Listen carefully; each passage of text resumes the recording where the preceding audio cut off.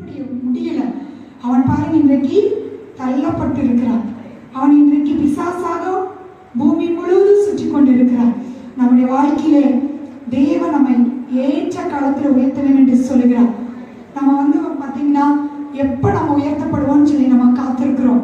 ஆண்டவர் சொன்ன வாக்குத்தத்தை நிறைவேறலையே, கர்த்தர் என்னோடு கூட பேசி எவ்வளோ நாட்கள் ஆயிடுச்சு, எவ்வளோ மாதங்கள் ஆயிடுச்சு, அவர் எனக்கு கொடுத்த தீர்க்க தரிசன வார்த்தை நிறைவேறலையே என்று சொல்லி நினைக்கிறோம். ஆனால் ஆண்டவர் சொல்றார், ஒவ்வொரு உயர்வுக்கு பின்னாடி ஒரு கீழ்ப்படுதலை ஆண்டவர் உங்களிடத்துல எதிர்பார்க்கிறார். என்னிடத்துல அதை ஆண்டவர் எதிர்பார்க்கிறார். ஹல்லேலூயா, ஹல்லேலூயா. இயேசு கிறிஸ்து அவர் கீழ்ப்படிந்தவராகி அவர் உயர்த்தப்பட்டார் என்று நாம் பார்க்கிறோம். ஆம் பிரியமானவர்களே, வேதத்திலே வாசிக்கும் பொழுது 1 பேதுரு 5:6 வாசிப்போம்.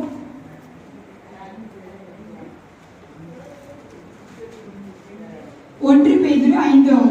ஆகையால் ஏற்ற காலத்திலே தேவன் உங்களை உயர்த்தும்படிக்கு அவருடைய பலத்த கைக்குள் அடங்கியிருங்கள். ஏற்ற காலத்திலே தேவன் உங்களை உயர்த்தும்படிக்கு அவருடைய பலத்த கரத்துக்குள்ளே அடங்கியிருங்கள். பொது மொழிபெயர்ப்பு வேதாந்தத்தை நீங்க வாசிச்சீங்கன்னா அந்த அடங்கியிருங்கள் என்கிற வார்த்தை தாழ்மையா இருக்க வேண்டுமா? ஹல்லேலூயா. அவர் ஏற்ற காலத்திலே நம்ம உயர்த்த போகிறார். ஆனா அது வரைக்கும் நம்ம என்ன பண்ணணும்? கீழ்ப்படிந்து இருக்கணும். அடங்கி இருக்கணும்னா அவரிடத்துல நாம் தாழ்மையாய் இருக்கணும். அவருடைய வார்த்தைக்கு நம்ம கீழ்ப்படிந்து கொண்டு நம்ம பொறுமையாய் இருக்கும் பொழுது கர்த்தர் உங்களை உயர்த்துவார். அவரை நீங்கள் எந்த அளவுக்கு விசுவாசிக்கிறீர்களோ அந்த அளவுக்கு நீங்க அவருடைய வார்த்தைக்கு நீங்க கீழ்ப்படிய ஒப்பு கொடுக்க வேண்டும். ஏனென்றால் விசுவாசமும் கீழ்ப்படிதலும் ஒரே இடத்துல இருக்கும். நீங்க விசுவாசிக்கிறீங்கன்னா நிச்சயமா நீங்க அவருக்கு கீழ்ப்படிவீங்க. அப்ப ஆண்டுடைய வார்த்தைக்கு நம்ம கீழ்ப்படிய கர்த்தருடைய உயர்வு நமக்கு நிச்சயம். அவருடைய உயர்வுக்கு நாம் நிச்சயம் பாத்திரவான்களாய் இருப்போம். ஹல்லேலூயா.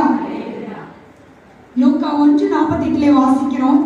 மரியாதை குறித்து நாம் பார்க்கும் பொழுது அவள் தம்முடைய அடிமையின் தாழ்மையை நோக்கி பார்த்தாள் என்று அவள் சொல்லுவதை பார்க்கிறோம். லூக்கா 1:48 வாசிங்க. அவர் தம்முடைய அடிமையின் தாழ்மையை நோக்கி பார்த்தார்.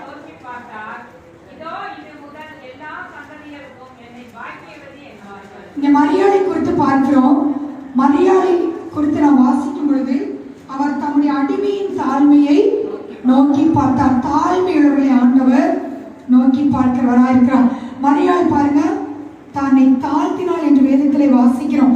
தேவதூதன் தோன்றி மரியாதை இடத்திலே சொல்கிறார், உன்னிடத்திலே பிறக்கும் குழந்தை பரிசுத்தம் உள்ளது, இதோ நீ கர்ப்பவதியாய் ஒரு குமாரனை பெறுவாய் என்று சொல்கிறார். அவளிடத்துல அந்த வார்த்தை வரும்பொழுது அவள் எப்படி இருந்தால்? ஒரு கன்னி பெண்ணாய் இருந்தாள், புருஷனை அறியாதவளாய் இருந்தாள். அந்த வார்த்தையை கேட்ட உடனே அவளால் நம்ப முடியவில்லை. உடனே தேவதூதனிடத்திலே கேட்கிறாள், இது எப்படி ஆகும்? நான் புருஷனை அறியேனே என்று சொல்லி. அவள் கேட்டது மெய்யான வார்த்தை தான். ஆனால் தேவதூதன் சொன்னது, உன்னதமானவருடைய பலம் உண்மையிலே வரும், உன்னிடத்துல பிறக்கும் குழந்தை பரிசுத்தமாய் இருக்கும், பெரியவராய் இருப்பார் என்று சொல்லி. உடனே பாருங்க மரியாள், ஐயோ இந்த காரியமெல்லாம் எனக்கு வேண்டாம், இதெல்லாம் எனக்கு வேண்டாம் என்று சொல்லி வேற யாரையாவது பார்த்துக்குன்னு சொல்ல அவள் உடனே பாருங்க தன்னை தாழ்த்தி என் ஆண்டவருக்கு நான் அடிமை என்று சொல்லி தன்னை ஆண்டவருக்கு முழுவதுமாக ஒப்பு கொடுக்கிறாங்க. அப்படி ஒப்பு கொடுத்தபடினால பாருங்க மரியாதை ஆண்டவர் பாக்கியவதியாய் மாற்றினார். ஸ்திரீகளுக்குள்ளே ஆண்டவர் பாக்கியவதியாய் அவளை உயர்த்தினார். வேதத்திலே வாசிக்கிறோம், அவளை ஆண்டவர் ஸ்திரீகளுக்குள்ளே உயர்த்தினார் என்று சொல்லி பார்க்கிறோம். ஆம் பிரியமானவர்களே, நம்மையும் கூட ஆண்டவர் பாக்கியவதியாக வைத்திருக்கிறார். எத்தனை பேர் விசுவாசிக்கிறீங்க? கர்த்தர் உங்களைத்தான் உங்கள் குடும்பத்துக்கு ஆசீர்வாதமாக வைத்திருக்கிறார். நீங்க இருக்கிறதுனால உங்க குடும்பம் ஆசீர்வாதமாய் இருக்கு. நீங்க போகிற இடமெல்லாம் கர்த்தர் உங்களை ஆசீர்வாதமாய் கர்த்தர் வைக்க போகிறார். கர்த்தர் உங்களை உயர்த்தும் பொழுது அதை யாரும் தடுக்க முடியாது. ஆண்டவர் நம்மை உயர்த்தும் பொழுது எந்த சத்துருடைய வல்லமையும் அதை மேற்கொள்ள கர்த்தர் விட மாட்டார். ஹல்லேலூயா. ஆனா ஒன்று, நம்ம யாருக்கு அடிமையாய் ஒப்பு கொடுக்க வேண்டும்? ஆண்டவருக்கு நம்ம அடிமையாக ஒப்பு கொடுக்க வேண்டும். இதுவரைக்கும் நம்ம பாவத்திற்கு நம்ம அடிமையாய் ஒப்பு கொடுத்திருக்கலாம், பிசாசுக்கு நம்ம அடிமையாக இருந்திருக்கலாம். நம்ம உளையான செற்றில் இருந்த பொழுது ஆண்டவர் நம்மை தூக்கி எடுத்திருக்கிறார். ஆண்டவர் சொல்லுகிறார், நீங்க என்னுடைய வார்த்தைக்கு அடிமையா இருக்க உங்களை ஒப்பு கொடுங்க, என்னுடைய வார்த்தைக்கு கீழ்ப்படி உங்களை ஒப்பு கொடுங்க. நம்ம எந்த அளவுக்கு ஆண்டவருக்கு அடிமைன்னு சொல்றோமோ ஆண்டவர் நம்மளை எப்படி மாற்றுவார்?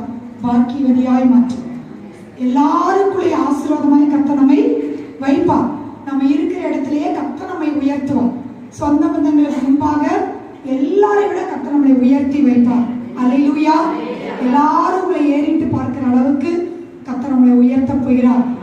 ஏற்ற காலத்தில் அவர் நிச்சயமாய் கர்த்தர் உங்களை உயர்த்துகிறவராய் இருக்கிறார். நீங்க கஷ்டத்திலேயே இருக்க கர்த்தர் உங்களை விட மாட்டார். கடன் பிரச்சனையிலேயே இருக்க கர்த்தர் உங்களை விட மாட்டார். வறுமைக்குள்ள இருக்க கர்த்தர் உங்களை விட மாட்டார். எப்பொழுது பலவீனம் சுகவீனம் அப்படியே இருக்க கர்த்தர் உங்களை விட மாட்டார். அவருடைய உயர்வு நிச்சயம் உங்களுக்கு வரப்போகிறது. அல்லேலூயா. தாவீதை ஆண்டவர் உயர்த்தினார் பாருங்க. சமஸ்த இஸ்ரவேலுக்கும் ராஜாவாக கர்த்தர் உயர்த்தினார். தாவீது ஆடு மேய்த்து கொண்டே இருக்கவில்லை. கர்த்தருடைய உயர்வு தாவீதை தேடி வந்தது. தன்னுடைய வீட்டில் 8 பிள்ளைகள் கூட பிறந்தவர்கள் தாவீதோடு. ஆனா எல்லாரும் தாவீதை பார்க்கல படித்தவர்கள். எல்லாரும் தாவீதை பார்க்கல ஆண்மையை ராஜாவாக உயர்த்தினார். அடிமையாக கொண்டு போன இடத்திலே யோசேப்பை ஆண்டவர் அந்த தேசத்திற்கு ராஜாவாக ஆண்டவர் உயர்த்தினார். இன்றைக்கு உங்கள் வாழ்க்கையும் ஆண்டவர் உயர்த்துவேன் என்று சொல்லுகிறார். வேலையில ஒரு உயர்வை கர்த்தர் கொடுக்க போகிறார். பொருளாதாரத்திலே கர்த்தர் ஒரு உயர்வை கொடுக்க போகிறார். படித்துக் கொண்டிருப்பீர்களானால் உங்களுடைய படிப்பிலே கர்த்தர் உயர்வை கொடுக்க போகிறார். இதுவரைக்கும் நீங்க இருந்தது போல் இருப்பதில்லை. கர்த்தர் உங்களை உயர்த்துகிறவராக இருக்கிறார். எந்த மனுஷனும் நம்மை உயர்த்த முடியாது. ஆண்டவர் மட்டும்தான் நம்மை உயர்த்த முடியும். அதுக்கு ஆண்டவர் இடத்துல என்ன எதிர்பார்க்கிறேன் என்றால் தாழ்மை ஆண்டவர் எதிர்பார்க்கிறார். நம்முடைய வாழ்க்கையிலே நாம் தாழ்மையாய் இருக்கும் பொழுது ஆண்டவர் நம்மை உயர்த்துவேன் என்று சொல்கிறார். வேதம் சொல்கிறது தன்னைத்தான் தாழ்த்துகிறவர் உயர்த்தப்படுவான் என்று. வேதத்திலே நாம் பார்க்கும் பொழுது நீதிமொழிகள் 29ஆம் அதிகாரம் 23வது வசனத்தை நாம் வாசிக்கிறோம்.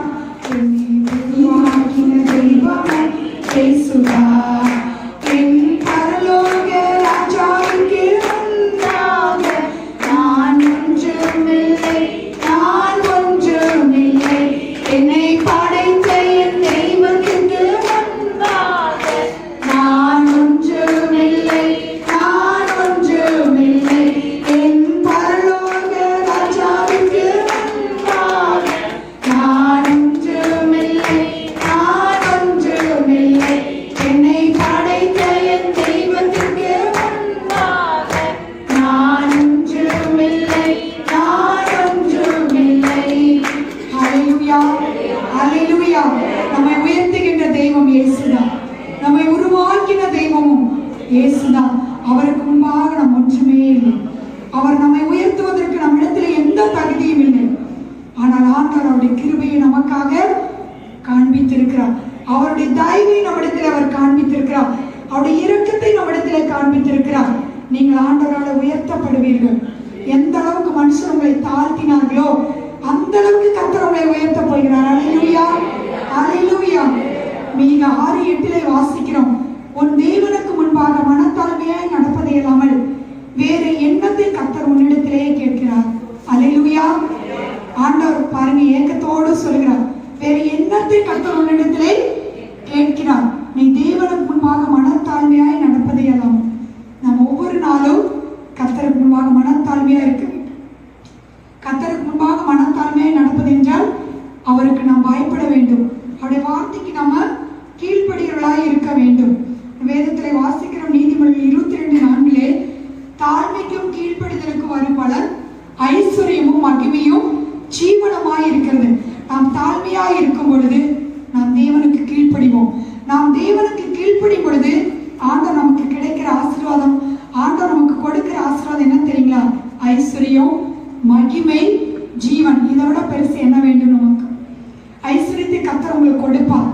மகிமை ஆண்டவர் உங்களுக்கு கொடுப்பார். ஜீவனை கர்த்தர் உங்களுக்கு கொடுப்பார். எத்தனை பேருக்கு ஆசை தீர்க்காயுசாய் வாழ வேண்டும்? ஆண்டவருக்கு பயப்படுறவங்களுக்கு அவர் தீர்க்காயுசை பெருக பண்ணுவார். ஆண்டுடைய கட்டளைகளை கை கொள்ளவர்களுக்கு ஆயுசு நாட்களை அவர் பெருக பண்ணுவார். அல்லேலூயா.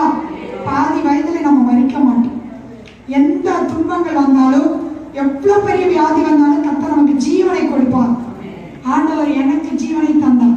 நான் மறித்திருந்தால் 20 வருஷத்துக்கு முன்பாகவே மறித்திருக்கோம். உனக்காச்சல் வந்து கிருபைக்காக நமக்கு நாங்கள் நன்றி செலுத்துகிற ராஜா. இம்மட்டும் நிர்மூல நிர்மூலமாகாமல் எங்களை பாதுகாத்த உங்களுடைய கிருபைக்காய் உமக்கு நாங்கள் நன்றி செலுத்துகிறோம் ராஜா.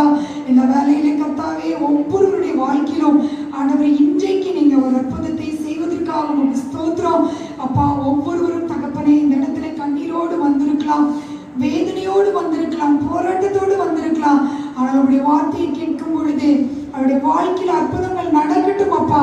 லீதியாளின் இருதயத்தை திறந்தது போல இங்க வந்திருக்கிற ஒவ்வொருடைய இருதயத்தையும் நீ திறப்பதற்காக உமக்கு ஸ்தோத்திரம் ஆண்டவருடைய வார்த்தை அவர்களுக்குள்ளே கடந்து செல்லும் பொழுது ஆண்டவரே ஒவ்வொருவரையும் நீங்க ஆசீர்வதிப்பதற்காக ஸ்தோத்திரம் அப்பா. உங்களுடைய வார்த்தையை கேட்கும் பொழுது ஆண்டவரே உற்சாகத்தை தாரும் அப்பா.